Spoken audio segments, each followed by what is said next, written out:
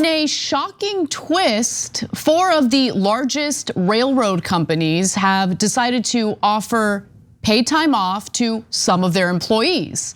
Now, that was the sticking point that nearly led to a mass rail worker strike, which of course was prevented by Congress intervening and preventing them from doing it.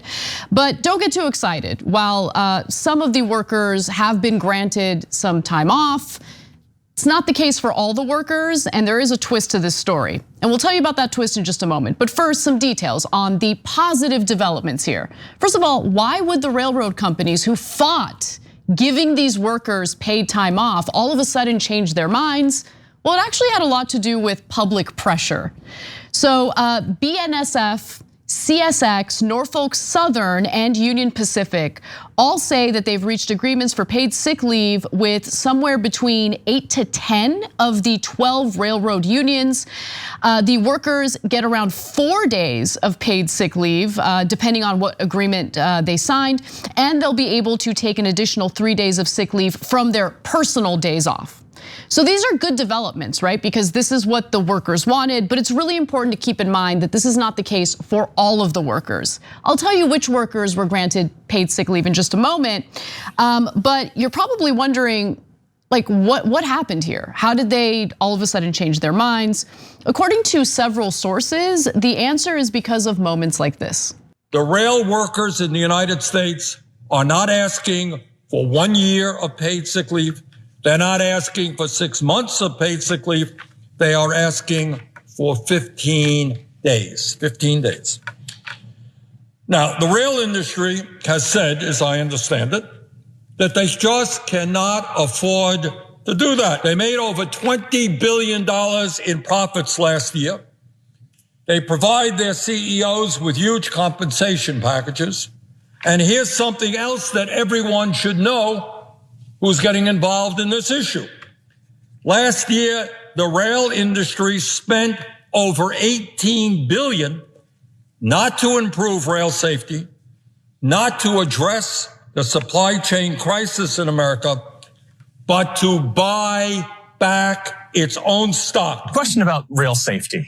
Because in November and December, Norfolk Southern met with federal regulators and pushed back against this proposed rule that would have, in most cases, mandated at least 2 crew members on trains. Why did Norfolk Southern spend so much money, millions upon millions of dollars, lobbying against it? So those moments did not look good for the rail companies.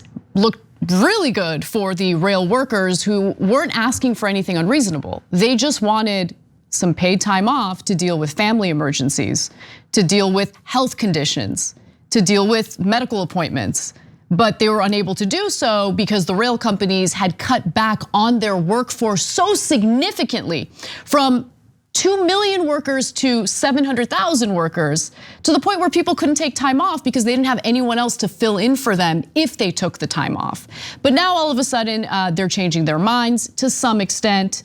As Greg Regan, who's with the Transportation Trades Department of the AFL-CIO says, the rail companies miscalculated about how the public would see their huge profits and the stories of how hard rail workers' lives were, and not having sick days and the draconian policies they were operating under. Again, that is the president of the Transportation Trades Department of the AFL-CIO. Yep. So I know for a fact that Bernie has been pushing super hard on Biden and his administration to push hard on the railroad companies. Okay. So now, why is Bernie pushing hard? Because he actually cares about the workers. And that's, guys, you've seen me criticize Bernie Sanders. You saw me do it yesterday pretty aggressively. But the guy has excellent intent. And oftentimes on smaller issues like this, he totally delivers, okay? So he put a world of pressure on Biden and he got a little bit back. This isn't a lot of sick days, which leads to the second reason why the Biden administration then put so much pressure on the railroad companies. Because since everybody saw the giant explosion and everybody's worried about what's happening, and then there's a strike, et cetera, and it seems like, you know, when Trump's in charge, he's like, oh my God, I look out for the American workers. He doesn't really, but he says a lot about it, right? And it gives the appearance that he does. Yep. And Biden pretends to be from the Workers' Party, and then supports the giant companies and crushes the strike in the railroad company. So he needs something to hang his hat on as he's gonna run for president.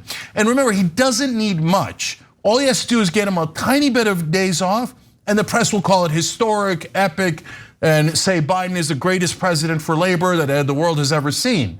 So he just needs a little bit. And then what he tells the companies is, look guys, if we have to regulate you, then you might have to do more sick days, okay? Because then we'll have more pressure.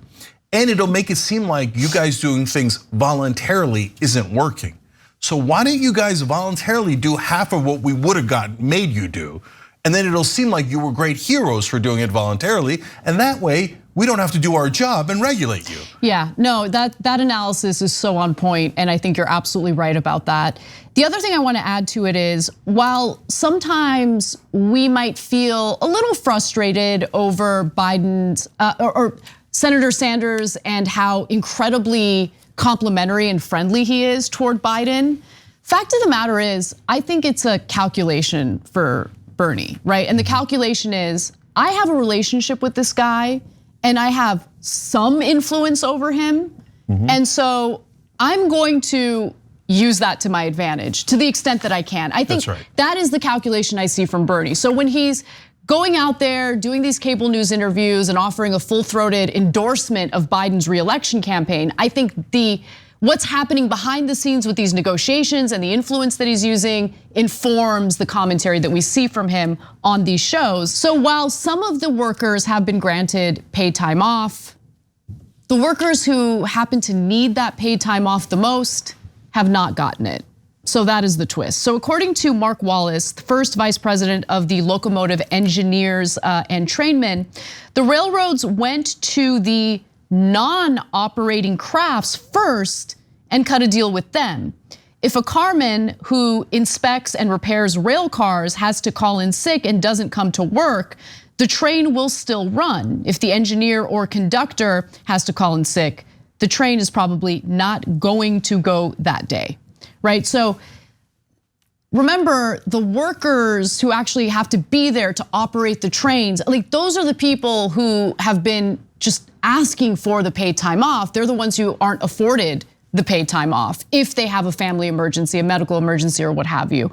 And unfortunately, it appears that the railroad specifically went to the non-operating crafts, as Mark Wallace points out, in lieu of those who needed the time off the most.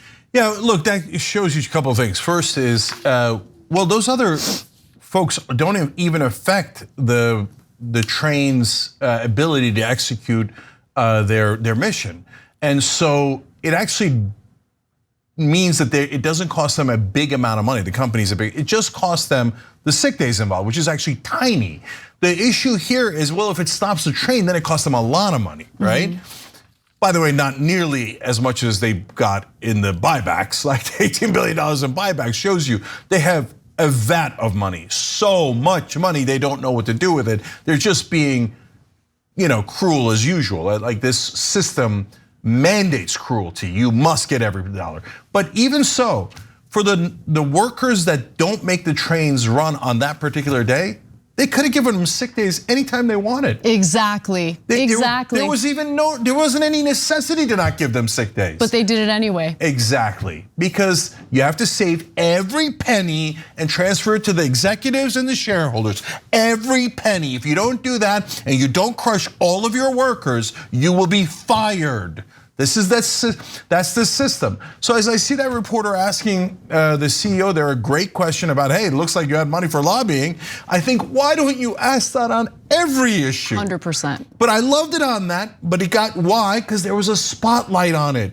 Put spotlights on more of these issues and then ask the executives, what are you doing with all that money? Why do you say you can't do safety? You can't give your workers money?